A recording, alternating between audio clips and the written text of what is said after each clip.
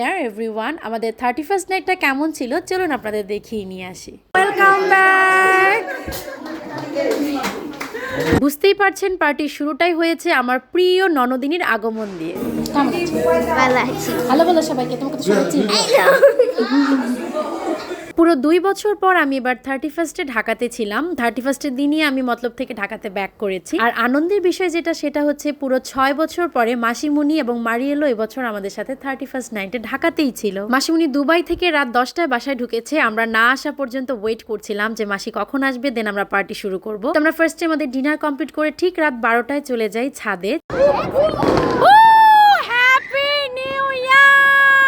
আর এই তো আমাদের আলো ঝলমলে হ্যাপি নিউ ইয়ার শুরু হয়ে গেল। বছরের শুরুটা এত সুন্দর কেটেছে, জানি না পুরোটা বছর কেমন কাটবে, but we hope for the best. কারণ 2026 সালটা আশা করি খুব সুন্দর কাটবে, বিকজ 2025 সালটা আমাদের খুব একটা ভালো যায়নি সবকিছু মিলিয়ে। তো এই তো আমি ঠিক রাত 12টায় আমার হাজবেন্ডকে হ্যাপি নিউ ইয়ার উইশ করছিলাম, যদিও তার ওখানে তখন রাত 10টা বাজে। তবে এবছরে ঢাকাতে আতশবাজি খুবই কম জ্বালানো হয়েছে, হয়তোবা সরকারি নিষেধাজ্ঞার জন্যই। তো যাই হোক, এইদিকে আমরা 2টা ফানুস উড়িয়েছিলাম। আমাদের বাচ্চারা তো খুবই এক্সাইটেড ছিল, ওরা খুব এনজয় করেছে এই ব্যাপারটা, আমাদেরও বেশ ভালোই লেগেছে।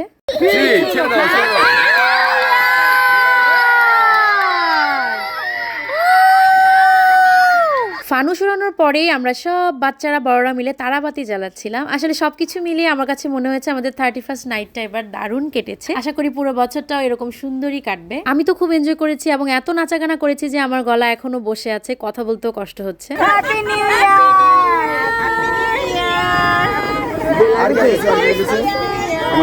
এই তো আমরা আতশবাজি পোড়ানো শেষে প্রায় আধা ঘন্টা ছাদে ছিলাম, তারপরে বাসায় চলে এসেছি। আর এসেই আমাদের বাচ্চা বাহিনীদের ডান্স শুরু হয়ে গেছে।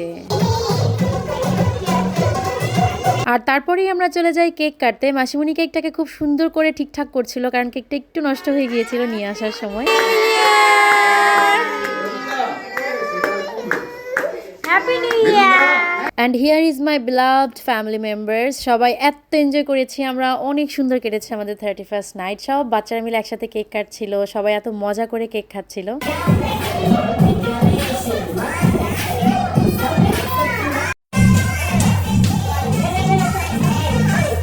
আর ফাঁকে ফাঁকে কিন্তু ভাই নাচানাচি হয়েই যাচ্ছে, আমরা প্রচুর নেচেছি সেদিন।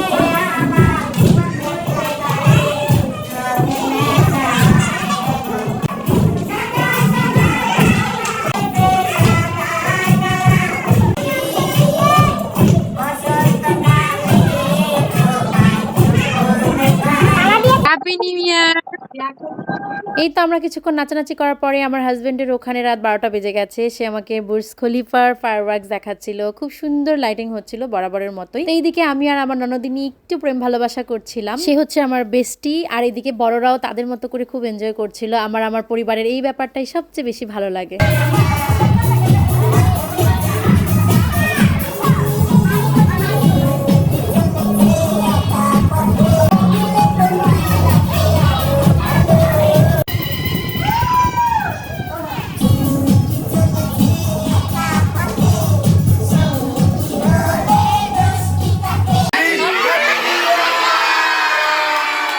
আমার মনে হয় আপনারা যারা সবসময় আমার ব্লগগুলো দেখেন তারাও নিশ্চয়ই খুব পছন্দ করেন আমার পরিবারের এই সুন্দর সুন্দর মুহূর্তগুলো, তাই না? তো যাই হোক, এভাবেই পরিবারের সবাই মিলে নেচে গিয়ে আমরা বরণ করে নিলাম 2026 সালকে। এরপর আসলে অন্য ঘরে বাচ্চাদের খেলার আয়োজন হয়েছিল, বাট আমরা তখন নাচার মুডে ছিলাম। সো আমি আমার ঘরে গিয়ে সবাইকে নিয়ে উড়াধুরা নাচ করছিলাম, সবাইকে ডেকে নিয়ে এসেছিলাম আমার ঘরে।